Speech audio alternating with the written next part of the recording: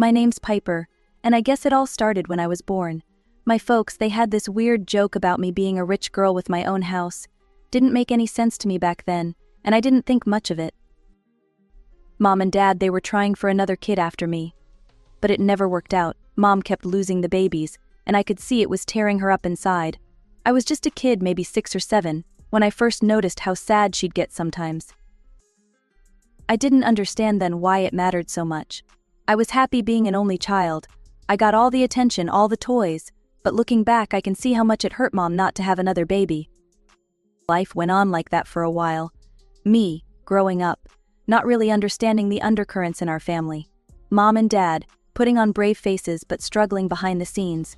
It wasn't perfect, but it was normal. At least it was my normal. Then, when I was 10, everything changed. I remember that day like it was yesterday. I was sitting at the kitchen table doing my homework when the phone rang. Mom answered it, and I watched her face go pale. "What do you mean there's been an accident?" she said, her voice shaking. I felt my stomach drop. Something was wrong, really wrong. Mom hung up the phone and turned to me, tears in her eyes. "Piper, honey, we need to go to the hospital. Dad's been in a car accident." The next few hours were a blur.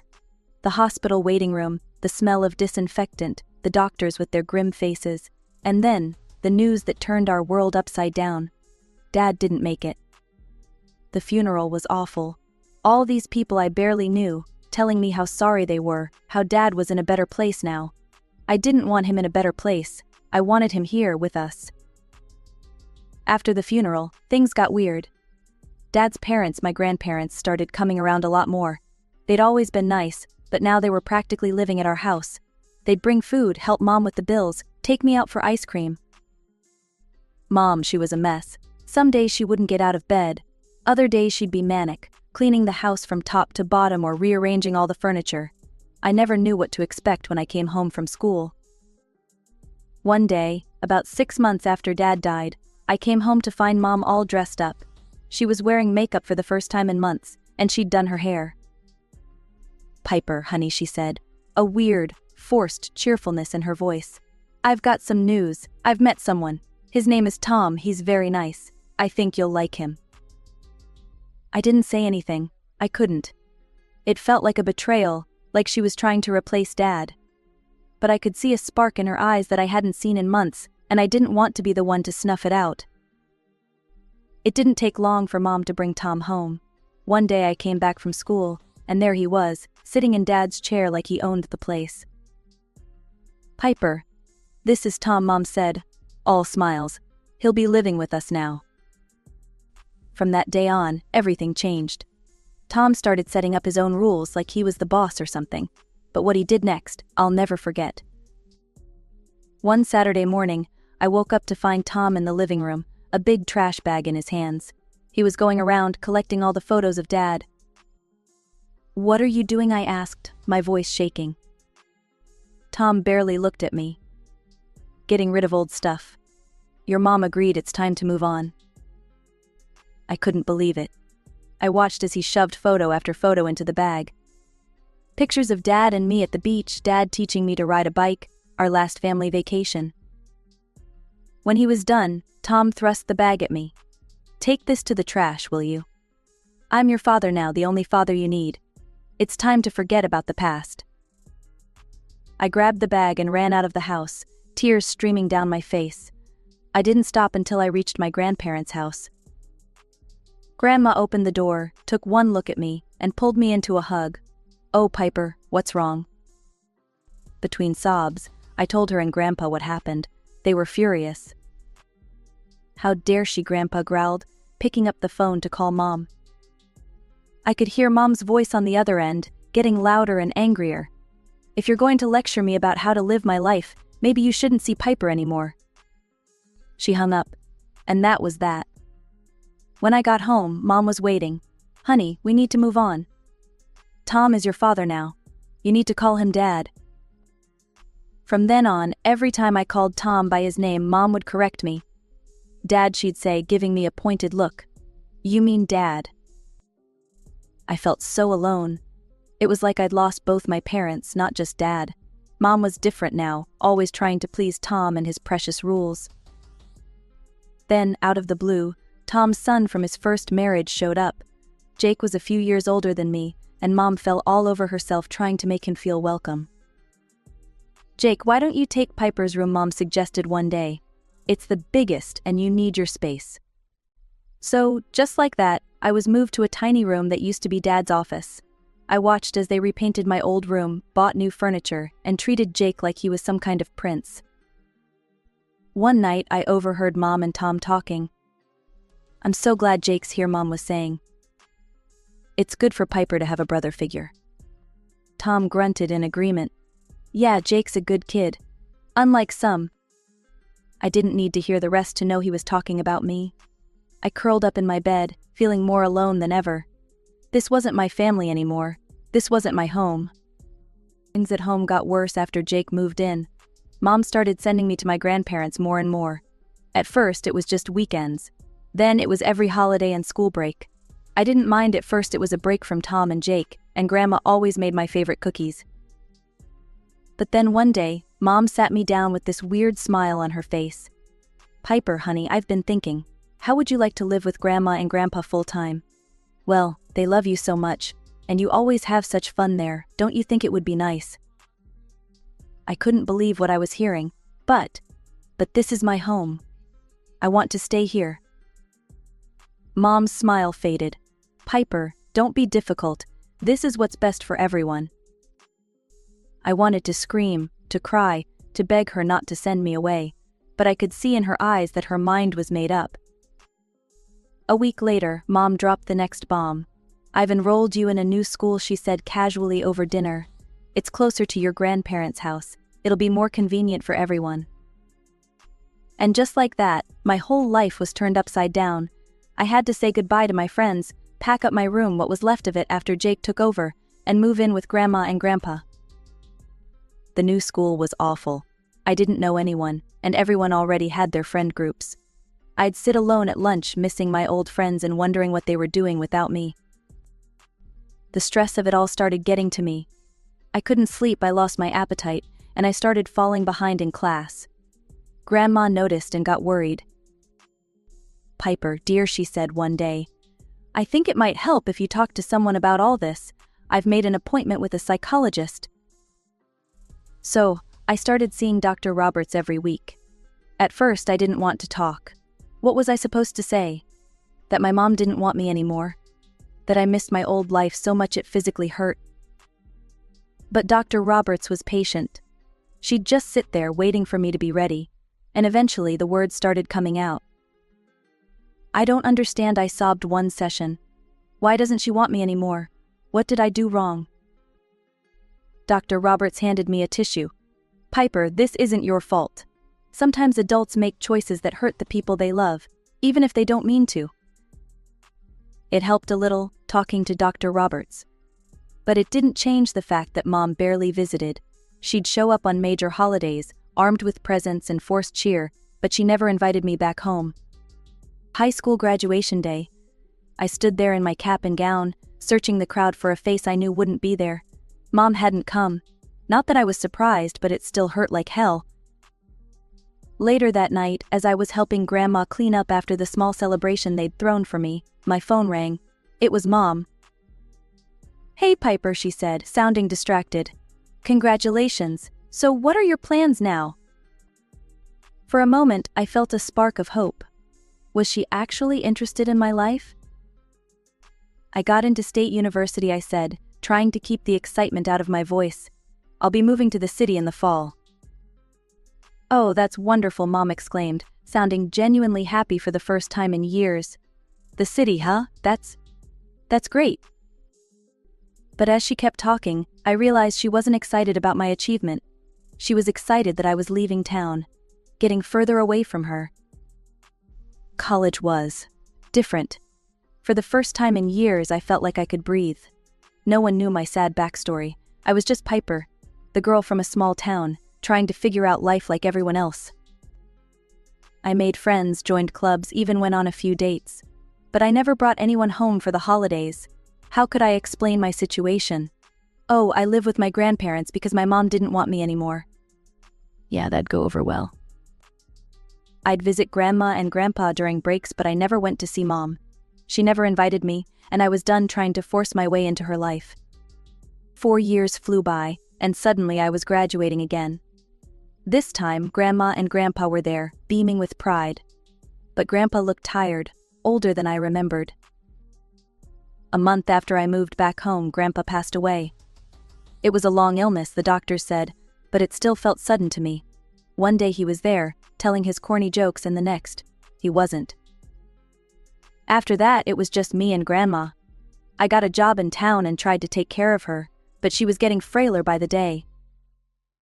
One morning, Grandma sat me down at the kitchen table. "Piper, dear," she said, her hands shaking slightly as she held her coffee cup. "I need to talk to you about something." I felt a knot form in my stomach. "What is it, Grandma?" She took a deep breath. "I've been thinking. I think it's time for me to move to a nursing home." I was shocked. "What?" "No, Grandma, I can take care of you. You don't need to." She held up a hand to stop me. "Piper, listen. I've thought this through. I've even saved up for it. This isn't your responsibility, dear. You're young, you should be living your life, not taking care of an old woman." I wanted to argue, but I could see the determination in her eyes, so we found a nice place not too far from town. It broke my heart to leave her there, but she seemed relieved. I'd visit her as often as I could, bringing her favorite snacks and magazines. We'd text each other silly memes and cat videos. It wasn't the same as living together, but we made it work. Life has a funny way of moving on, even when you're not ready for it. I settled into a routine, living in Grandma's house, working my 9-to-5 job, and trying to build some semblance of a normal life. I made friends, went on dates, even took a pottery class. Just normal, 20-something stuff. But then, one rainy Tuesday morning, I got the call I'd been dreading. Grandma had passed away in her sleep. In a daze, I called Mom. I don't know why, habit, I guess. Or maybe some desperate hope that in this moment she'd be the mother I needed. "Mom," I said, my voice shaking. "Grandma's gone. She died last night." There was a pause, and then, "Well, it's about time.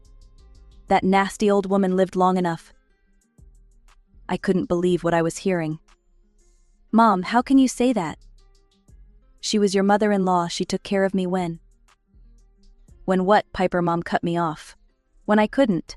Is that what you were going to say?" I was speechless. Mom filled the silence. "Look, I'm not coming to the funeral. You're probably the heir anyway, so you can handle it. Consider it payback for all she did for you." And then she hung up. Just like that. The next few days were a blur. I arranged the funeral, picked out flowers, wrote the obituary. All the while, a part of me kept expecting Mom to show up, to help, to at least pretend to care. But she never did. After it was all over, Grandma's lawyer, Mr. Peterson, asked me to stay behind. "There's the matter of the will," he said gently. I nodded, not really caring. What did it matter now? Mr. Peterson cleared his throat and started reading. "To my beloved granddaughter, Piper, I leave my house and all my savings." I wasn't surprised. I'd been living in Grandma's house for years now. But then Mr. Peterson continued, "I also leave to Piper the house at 1542 Maple Street." I frowned. 1542 Maple Street? But that's my childhood home, where Mom lives now. Mr. Peterson nodded. "Yes, it is. Your grandmother owned that house." My mind was reeling. But I don't understand. I thought that was Mom's house. "There's a letter," Mr. Peterson said, handing me an envelope. "Your grandmother wanted you to have this." With shaking hands, I opened it and started reading. "My dearest Piper, if you're reading this, it means I'm gone. I'm sorry, sweetheart. I wish I could have stayed with you forever. There's something you need to know. The house where your mother lives, it was never hers. It was mine and your grandfather's. We let your parents live there when they got married, but it was always meant for you. Your mother. She's made a lot of mistakes, Piper. Letting you go was the biggest one. I couldn't stand by and watch her push you out of your own inheritance. So I'm setting things right. Remember, this house officially became yours at the moment of your coming of age. All my love. Grandma. I sat there, stunned. And then, like a flash, I remembered. All those years ago, Mom and Dad joking about me being a rich girl and a landlord. It hadn't been a joke at all. Mr. Peterson was saying something about property taxes and transferring the deed, but I barely heard him. My mind was racing. What was I supposed to do now? Kick my own mother out of her house, let her stay. After a few sleepless nights, I decided it was time to face the music. I needed to see the house, my house, with my own eyes. I tried calling Mom first, thinking it'd be the decent thing to do. No answer. I left a voicemail, sent a text. Nothing. Typical. So, on a sunny Saturday morning, I found myself driving down Maple Street, my stomach in knots. As I pulled up to the familiar driveway, I almost didn't recognize the place. The once pristine lawn was overgrown, the paint was peeling, and the front porch looked like it might collapse any minute. I took a deep breath and got out of the car. Before I could even reach the front door, it swung open. There stood Mom, and my jaw nearly hit the ground. She looked old, tired. But there was something else. Her hand rested on a noticeably swollen belly. Mom, I stammered. Are you pregnant? She sighed, looking annoyed. Yes, if you must know. Tom and I have been trying for years. Third round of IVF finally took. My head was spinning. A baby? Now? After all this time? Can I come in, I asked, trying to peek around her into the house I once called home. Mom stepped outside, pulling the door shut behind her. I wasn't expecting visitors. This isn't a good time. I couldn't believe it. My own mother was treating me like a door-to-door salesman.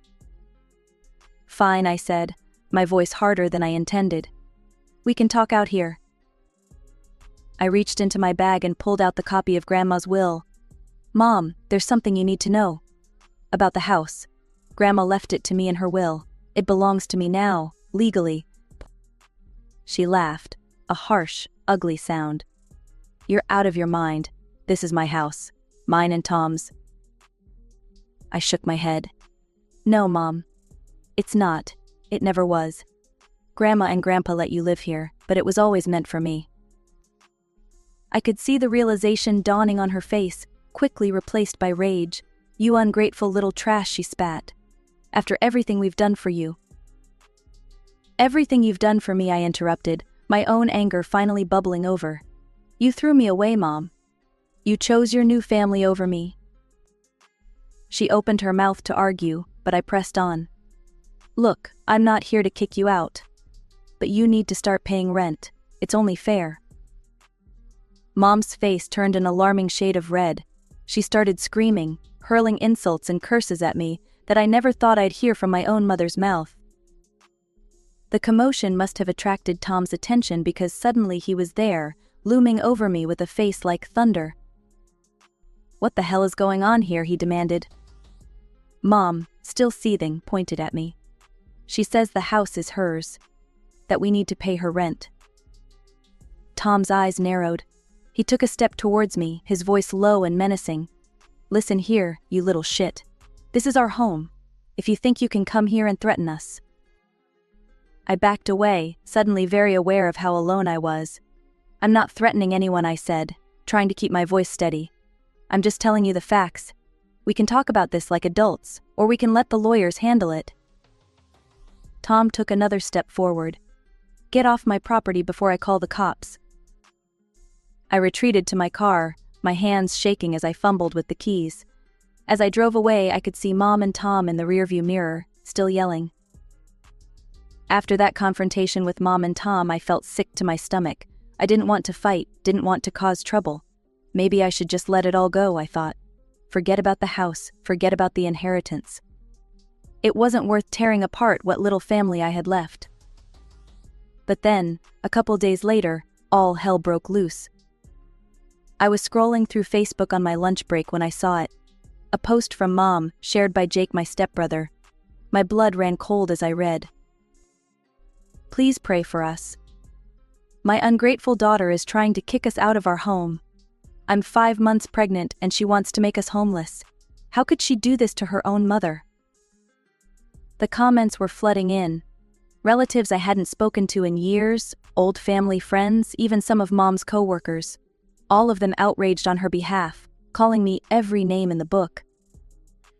My phone started blowing up. Texts, calls, DMs. Everyone wanting to know how I could be so heartless, so cruel. It went on and on. With each message, each hateful comment, I felt myself getting angrier. This wasn't fair. They didn't know the truth. They had no idea what I'd been through, what Mom had done. I sat there, staring at my phone, shaking with rage. And then something inside me snapped. "Screw this," I muttered, opening up Facebook. I started typing, my fingers flying over the keyboard. I've stayed quiet for years, but I can't anymore. Here's the truth about my loving mother. I laid it all out. How she'd abandoned me after Dad died. How she'd shipped me off to my grandparents. How she'd barely been a part of my life for years. I uploaded pictures of Grandma's will, of her letter explaining everything. I never wanted to kick anyone out, I wrote. I just wanted what was rightfully mine, what my grandparents always intended for me to have. But my mother would rather lie and manipulate everyone than face the truth of what she's done. I hit post before I could second-guess myself. Then I turned off my phone and went back to work, my heart pounding. When I checked my phone again hours later, I was overwhelmed. The tide had turned. Now it was messages of support, of shock, of apology. My post had been shared hundreds of times. People were tagging Mom, demanding she explain herself. Jake had taken down his post. It was like a dam had broken, and years of hidden truth were finally flowing free. As I sat there, my phone buzzing with more messages of support, I felt something I hadn't felt in a long time: strength, determination. I'd spent years trying to shrink myself, to avoid conflict, to make everyone else comfortable at my own expense. No more. I picked up my phone and called Mr. Peterson, Grandma's lawyer. "Mr. Peterson, it's Piper. I think it's time we discuss my options regarding the house on Maple Street." The next few weeks were a whirlwind of legal meetings, paperwork, and court appearances.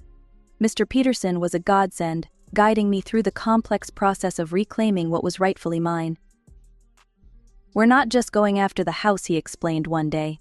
"We're seeking compensation for the 6 years they lived there rent-free, plus damages for concealing your ownership." The day of the trial arrived. I walked into the courtroom, my heart pounding, and there they were, Mom and Tom, looking like they'd aged years in just a few months. As the trial progressed, I watched Mom pull out all the stops. She cried, she pleaded, she painted me as a monster who was trying to make a pregnant woman homeless. "Your Honor," she sobbed, her hand on her swollen belly, "how can my own daughter do this to me? To her unborn sibling?" I kept my face neutral, even as I felt my blood boiling. Mr. Peterson squeezed my arm reassuringly. "Your Honor," he said when it was our turn, "the facts are clear. The house belongs to my client. It was left to her by her grandparents, who always intended it to be hers. The defendants have been living there rent-free the 6 years, since Piper came of age, all while keeping Miss Henderson in the dark about her rightful ownership."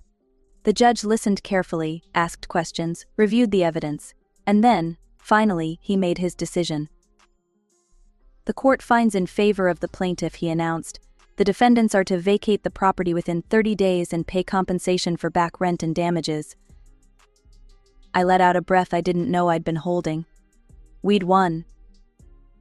Mom's scream of outrage echoed through the courtroom. "You can't do this," she yelled, as Tom tried to hold her back. "She's no daughter of mine." As they were let out, Mom's eyes met mine. The hatred I saw there made me flinch. But I stood my ground. This was justice, not revenge. A month later, I stood on the sidewalk in front of my childhood home, watching as Mom and Tom loaded the last of their belongings into a moving truck. The sheriff was there, overseeing the eviction to make sure everything went smoothly. "You'll regret this," Mom hissed as she walked past me. "You're dead to me, you hear? Dead." Tom just glared, muttering curses under his breath, but with the sheriff standing right there, Neither of them dared do more than that. As I watched them drive away, I felt empty. This was supposed to be a victory, right? So why didn't it feel like one? I walked through my house now, truly and legally. It needed work, a lot of work. But as I stood in what used to be my childhood bedroom, I knew I couldn't live here. Too many memories, too much pain. So I made a decision. I called a realtor and put the house up for rent. The income from that, plus the compensation from the lawsuit, gave me a solid financial foundation. And for the first time in my life, I started thinking about what I wanted. I'd always had a passion for baking. My cookies were famous among my friends, and I'd even sold a few custom cakes for coworkers' birthdays. So why not turn that into a business? I enrolled in a small business management course at the local community college, started researching commercial kitchen rentals, began drafting a business plan for Piper's Sweet Treats. It wasn't going to be easy, I knew that. But for once, I was looking forward to seeing what tomorrow would bring.